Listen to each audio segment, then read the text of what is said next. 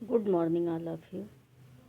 बच्चों, आज हम लोग बाल महाभारत कथा के अंतर्गत भीष्म पर्व का अध्ययन करने जा रहे हैं। इसमें भीष्म के जीवन के विषय में बताया गया है कि युद्ध के समय उन्होंने किस प्रकार से युद्ध किया था और दुर्योधन का साथ दिया था। भीष्म पर्व। युद्ध का निश्चय। एक ओर श्री कृष्ण दुर्योधन द्वारा संधि का प्रस्ताव ठुकरा दिए जाने पर निराश होकर पांडवों के शिविर में लौट गए, तो दूसरी ओर कुंती का कर्ण से मिलकर दुर्योधन का साथ न देने का प्रयास भी निष्फल हो गया। बच्चों, पिछले पर्व में हम लोग पढ़े थे कि जो श्री कृष्ण थे वो संधि का प्रस्ताव लेकर दुर्योधन के पास गए थे, लेकिन दुर्योधन ने उसे स्वीकार करने से मना कर दिया और उसने कहा कि युद्ध अवश्य होगा। कुंती भी कर्ण को समझाने के लिए गई थी कि पांडव तुम्हारे ही भाई हैं और तुम उनके पक्ष में ही युद्ध करो, लेकिन कर्ण ने भी उसे मना कर दिया। पांडवों का यह अनुमान सत्य सिद्ध हुआ और युद्ध तो होना ही है। कृष्ण ने पांडवों की 7 अक्षौहिणी सेना को किसी भी रूप में कम ना आका। सेना में अर्जुन, भीम, सात्यकी, शिखंडी, धृष्टद्युम्न, द्रुपद, विराट जैसे वीर योद्धा सम्मिलित थे। पांडवों की जो सेना थी उसमें जो महारथी युद्ध करने के लिए योद्धा बने थे उनमें अर्जुन, भीम, सात्यकी, शिखंडी, धृष्टद्युम्न, द्रुपद और विराट ये वीर योद्धा थे। सबकी सहमति से धृष्टद्युम्न को सेनापति बनाया गया था। अस्त्र शस्त्रों से सुसज्जित पांडव सेना युद्ध के लिए उतावली होकर मैदान में जा डटी। अर्जुन के रथ की ध्वजा पर पहले से ही वचनबद्ध हनुमान जी विराजमान थे और सारथी के रूप में श्री कृष्ण ने स्वयं घोड़ों की लगाम अपने हाथ में थाम रखी थी। इधर दूसरी ओर कौरवों की सेना में भी वीर योद्धाओं की कमी नहीं थी। पितामह भीष्म, गुरु द्रोणाचार्य, कर्ण, दुर्योधन, शल्य, जयद्रथ, कृपाचार्य, कृतवर्मा, भूरिश्रवा और भगदत्त इन जैसे वीर योद्धाओं ने कौरवों की ओर से युद्ध में भाग लिया था। जो कृष्ण के बड़े भाई बलराम थे वो युद्ध से मना कर दिए थे, क्योंकि वो कृष्ण से नाराज़ हो गए थे कि तुमने झूठ क्यों कहा। उनका कहना था कि एक ओर भीम तो दूसरी ओर दुर्योधन, दोनों मेरे प्रिय शिष्य हैं। मैं तो चाहता था कि कृष्ण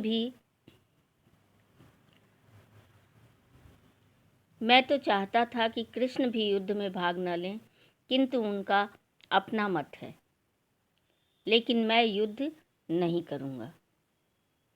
युद्ध की तैयारी अब अपने चरम पर थी। कौरव सेना में पितामह भीष्म रथ पर चढ़े हुए थे, आरूढ़ थे और सूर्य के समान कौरवों की 11 अक्षौहिणी सेना का नेतृत्व संभाले हुए थे। उन्होंने अपनी अभिलाषा धृतराष्ट्र को बता दी थी कि मैं जब तक मेरे शरीर में प्राण हैं मैं युद्ध करूंगा और सेना का कुशल संचालन भी करूंगा, लेकिन पांडवों की सेना का संहार करते हुए मैं पांडवों को न मारूंगा।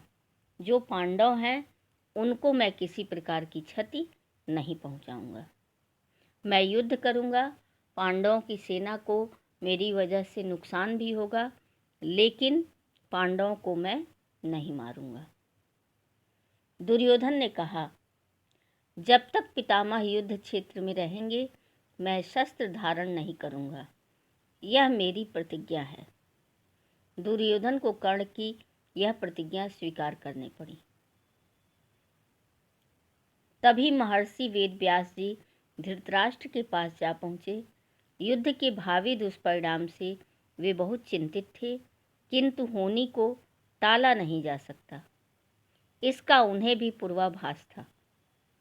धृतराष्ट्र ने व्यास जी से कहा, भगवान, मैं नेत्रहीन हूँ, लेकिन कुछ ऐसी व्यवस्था कर दें जिससे मैं वीरों की वीरता को सुन सकूं। तब महर्षि वेदव्यास जी ने उनकी विनती को स्वीकार करके उनके सारथी संजय को दिव्य दृष्टि प्रदान की और हस्तिनापुर के राजमहल में बैठा बैठा ही युद्ध की समस्त घटनाओं को संजय के द्वारा धृतराष्ट्र सुन सकें, ऐसी व्यवस्था करके महर्षि वेदव्यास जी वहाँ से चले गए। उस समय युद्ध की कुछ नीतियाँ होती थीं और धर्म के विरुद्ध युद्ध नहीं किया जा सकता था। कुरुक्षेत्र के मैदान में दोनों सेनाएं आमने सामने तैयार खड़ी थीं। दोनों ओर के वीर योद्धाओं ने धर्म पर अडिग रहते हुए युद्ध करने की शपथ ली। श्री कृष्ण का विराट रूप। कुरुक्षेत्र की रणभूमि में दोनों पक्षों की सेनाएं युद्ध के लिए आमने सामने डटी थीं। अर्जुन जो थे, अपने सामने अपने ही भाई बंधु बांधवों को देखकर उनका मन विचलित हो गया और उन्होंने कहा कि मैं युद्ध नहीं करूँगा। अर्जुन ने सोचा कि जिस राज्य के लिए हम युद्ध करने जा रहे हैं वह राज्य हमें अपने बंधु बांधवों को मारकर प्राप्त होगा, तो इस युद्ध में कितने वीरों की पत्नियां विधवा हो जाएंगी, कितने बालक अनाथ हो जाएंगे। इतने विशाल नरसंहार के बाद यह राज्य प्राप्त करने से क्या लाभ होगा। यह सोचकर जो अर्जुन थे उनका कलेजा कांप उठा और उन्हें लगा कि उनके हाथ से धनुष और बाण नीचे गिरे जा रहे हैं। अर्जुन की मनोदशा को भांपकर श्री कृष्ण को आश्चर्य हुआ। उन्होंने अर्जुन से इसका कारण पूछा। अर्जुन ने अपने मन की व्यथा श्री कृष्ण को बताई कि ऐसा युद्ध करना अधर्म है। तब कृष्ण ने अर्जुन को समझाया कि युद्ध करना क्षत्रिय का धर्म है, यह तो न्यायोचित कर्म है। तुम्हें केवल अपने कर्म का पालन करना है और जो होना है वह तो पहले से निश्चित हो चुका है। इसलिए कायर मत बनो, उठो और शत्रु का सामना करो। श्री कृष्ण ने अर्जुन को दिव्य दृष्टि देकर अपना विराट रूप दिखाया, जिसे देखकर अर्जुन कांप उठे। उन्होंने देखा एक विशाल अग्निज्वाला जिसमें चारों ओर से जीव जंतु आते हैं और अग्नि की लपलपाती लपटों में समाकर भस्म हो जाते हैं। इसी प्रकार कौरव भी कृष्ण के मुख में समाकर भस्म हो रहे हैं। इस दृश्य को देखकर अर्जुन कृष्ण के चरणों में नतमस्तक हो गए। कृष्ण ने उन्हें समझाया कि यह युद्ध और इसमें भाग लेने वाले तुम तो केवल निमित्त मात्र हो, ये सब तो पहले से ही मुझ में समा चुके हैं।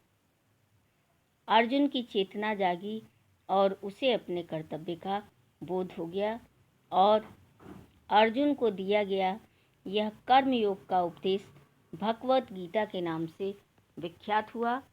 हिंदू धर्म में सर्वाधिक पवित्र ग्रंथ भारतीय दर्शन का सार है। हस्तिनापुर में अपनी दिव्य दृष्टि से यही दृश्य संजय ने भी देखा और उन्होंने धृतराष्ट्र को सब कुछ बता दिया। जैसे ही युद्ध का शंखनाद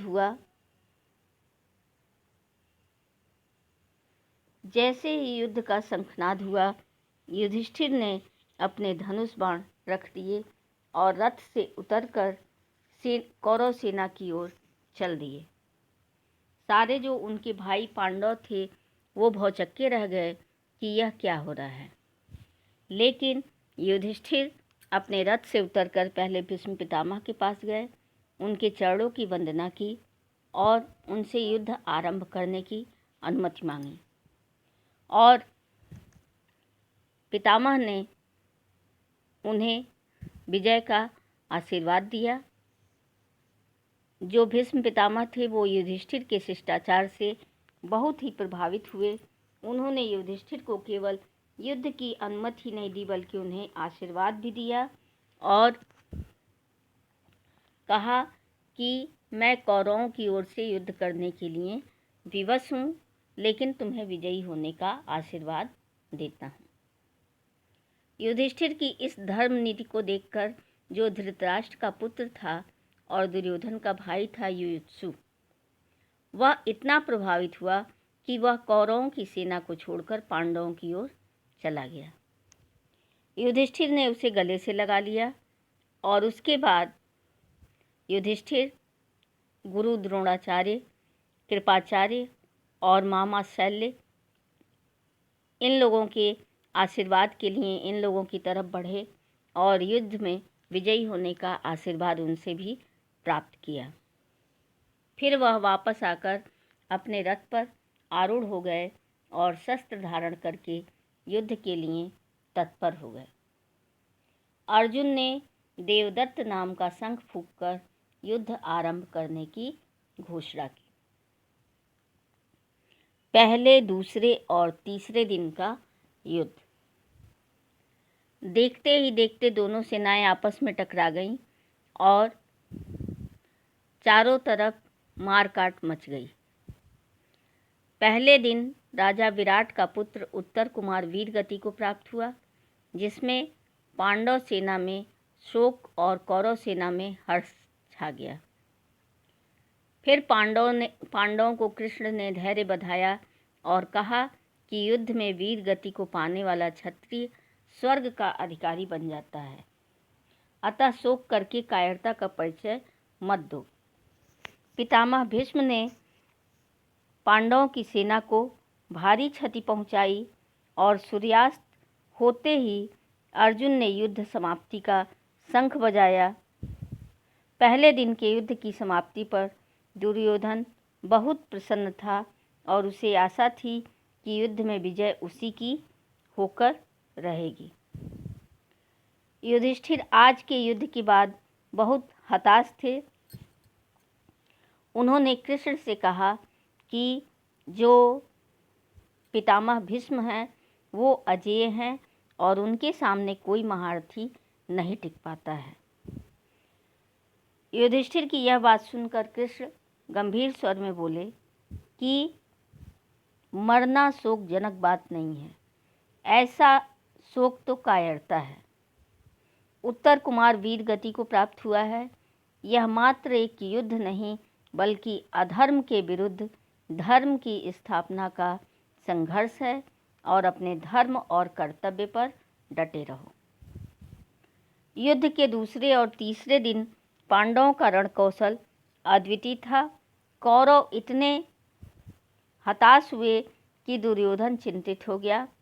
सात्यकी के एक बाण से ही भीष्म के रथ का सारथी घायल होकर गिर पड़ा और रथ के घोड़े अत्यंत वेग से भाग खड़े हुए। पांडव सेना में अपूर्व उत्साह का संचार हुआ और कौरव सेना पर बुरी तरह से टूट पड़ी।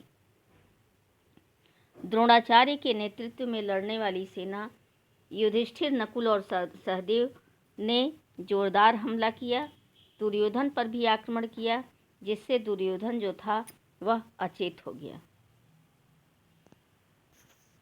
संध्या होने पर युद्ध बंद होने का शंखनाद हुआ और दुर्योधन पितामह के पास जाकर बोला, लगता है आप पांडवों का अहित नहीं चाहते हैं, इसलिए हम पर भारी पड़ रहे हैं। पितामह ने ऐसी कटुवाणी से आहत होकर कहा, दुर्योधन, मैंने तो तुमसे पहले ही कहा था कि मैं युद्ध करूंगा, लेकिन पांडवों को कोई क्षति नहीं पहुंचने दूंगा। फिर अगले दिन भीष्म ने घमासान युद्ध किया। कृष्ण, अर्जुन व शिखंडी के अनेक प्रयासों के होते हुए भी पांडव सेना का अनुशासन भंग हो गया और सैनिक इधर उधर भागने लगे और युद्ध बंद होने के समय की प्रतीक्षा करने लगे। दुर्योधन इससे बहुत ही प्रसन्न हुआ। चौथे और सातवें दिन का युद्ध। चौथे दिन से लेकर सातवें दिन का युद्ध। चौथे दिन भीष्म ने एक बार फिर से पांडवों पर इतना भीषण प्रहार किया कि पांडवों की सेना में हाहाकार मच गई। उनके सामने अर्जुन का रण कौशल भी प्रभावहीन हो रहा था। अर्जुन को हताश करने के लिए दुर्योधन ने चालाकी से योजना बनाकर अभिमन्यु को घेर लिया, परंतु किशोर अभिमन्यु ने सिंह की भांति उनका सामना किया। अभिमन्यु की सहायता के लिए धृष्टद्युम्न और भीम जा पहुँचे और दुर्योधन अपने भाइयों को लेकर भीम का सामना करने के लिए आकर डट गया। भीम ने दुर्योधन को बुरी तरह घायल कर दिया और उसके 8 भाइयों को मार डाला। दुर्योधन ने भीम पर ऐसा अस्त्र फेंका कि भीम मूर्छित हो गए। यह देखकर भीम का जो पुत्र था घटोत्कच आगे आया और उसने कौरवों की सेना को पीछे खदेड़ दिया। सूर्यास्त होने वाला था और युद्ध बंद होने की घोषणा की गई। इसी प्रकार पांचवें, छठें और सातवें दिन भी भयंकर युद्ध चलता रहा। प्रतिदिन प्रातः युद्ध प्रारंभ होता था और एक ओर पितामह और द्रोणाचार्य, दुर्योधन आदि वीर प्रतिदिन नई ऊर्जा के साथ मैदान में आ जाते थे। इस प्रकार युद्ध चलता रहा।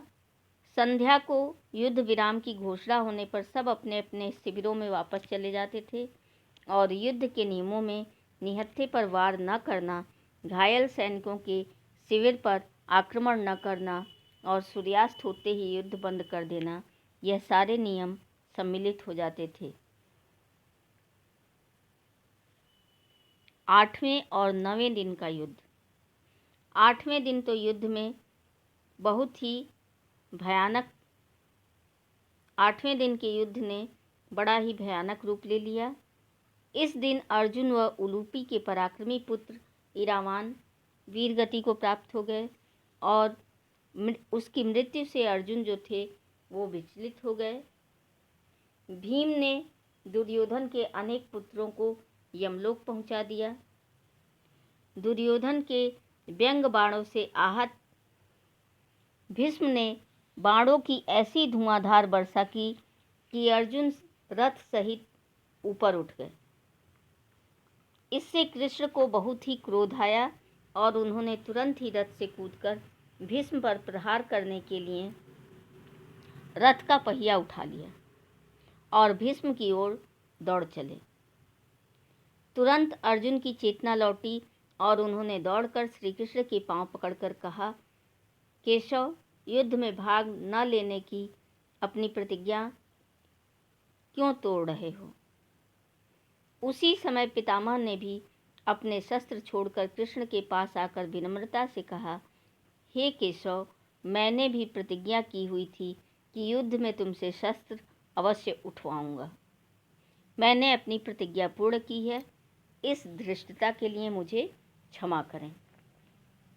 कृष्ण ने भी कहा कि मैं अपने भक्तों की प्रतिज्ञा की सदा रक्षा करता हूँ। तुम्हारी प्रतिज्ञा भंग ना हो, मैंने भी इसीलिए रथ का चक्र उठाया है। इस प्रकार 9वें दिन का युद्ध समाप्त हुआ। रात्रि में अपने शिविर में पांडवों ने चर्चा की कि पितामह के रहते हम युद्ध में विजयी नहीं हो सकते, इसलिए सब पांडवों ने मिलकर सोचना शुरू किया कि पितामह से इसका उपाय पूछा जाए। पितामह हम सभी को समान रूप से स्नेह करते हैं, वे न्यायप्रिय भी हैं, धर्मनिष्ठ भी हैं और उचित परामर्श देने में सक्षम भी हैं। वे सभी पितामह के पास जा पहुँचे। वहाँ जाकर पांडवों ने पितामह को प्रणाम किया और कुशल क्षेम पूछी। तब युधिष्ठिर ने पितामह से कहा, दादा, आप तो सर्वज्ञ हैं। आप जानते ही हैं कि यह युद्ध न्याय अन्याय, धर्म और अधर्म का हो रहा है और जिस पक्ष में आप हैं वह पक्ष अजेय रहेगा। इतना कहते ही जो पितामह थे उन पांडवों के आशय को समझ गए और उन्होंने कहा, वत्स, युद्ध में मुझे पराजित करना किसी के लिए भी संभव नहीं है। मुझे यह भी पता है कि मैं अधर्म का साथ दे रहा हूँ। मैं भी अपनी इस विवशता का भार और अधिक वहन नहीं कर सकता, अतः मैं स्वयं अपनी मृत्यु का रहस्य तुम्हें बताता हूँ।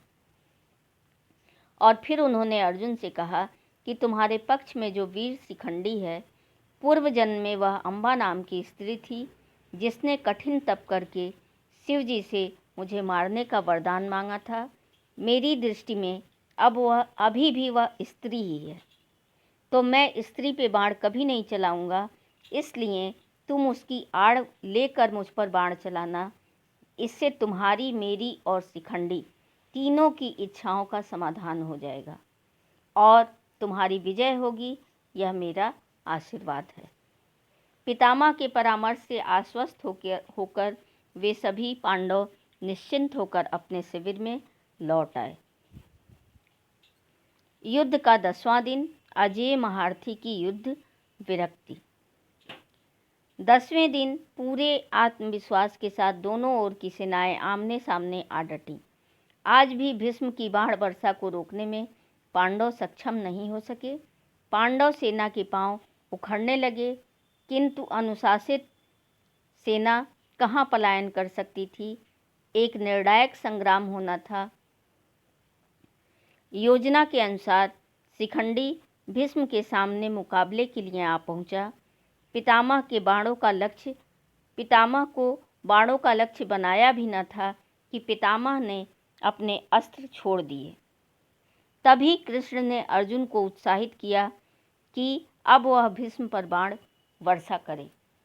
अर्जुन इस असमंजस में थे कि मैं बिना शस्त्र के उन पर बाण कैसे चलाऊं। यह युद्ध नीति नहीं, सरासर अन्याय है। कृष्ण ने अर्जुन को समझाया कि यदि युद्ध जीतना है तो ऐसा तो करना ही होगा और तभी हम युद्ध को जीत सकते हैं, और यह पितामह की अंतिम अभिलाषा भी है। अर्जुन ने पितामह के ऊपर इतनी बाण वर्षा की कि पितामह का शरीर छलनी हो गया। बाण उनके शरीर के आर पार हो गए, जिससे वे धरती पर न गिरकर तीरों की सैया पर गिर गए। उनका सिर लटक गया। उन्होंने अर्जुन को संकेत किया।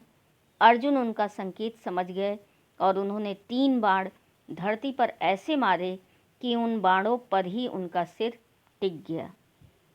पितामह के गिरते ही दोनों पक्षों में हाहाकार मच गया। उस दिन का युद्ध समाप्ति की घोषणा हुई और सभी वीर आकर पितामह के चरणों में नतमस्तक हो गए। पितामह के मुख पर विषाद की कोई रेखा न थी। उन्होंने अर्जुन की ओर पानी पीने का संकेत किया।